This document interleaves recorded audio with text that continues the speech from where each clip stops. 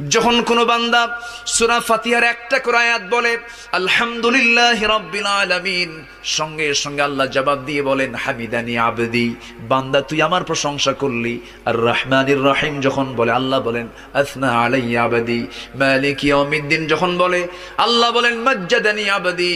এরপরে যখন বলে ইয়াকা না'বুদু ওয়া ইয়াকা নাস্তাঈন পর্যন্ত যখন বলে আল্লাহ বলেন বান্দারে তুই আমার কাছে কি চাস, প্রাণ খুলে চারে বান্দা।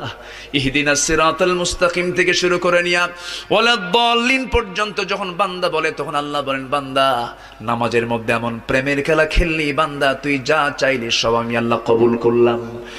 ওই বান্দা যখন রুকুতে যায় আল্লাহ তখন অস্থির হন।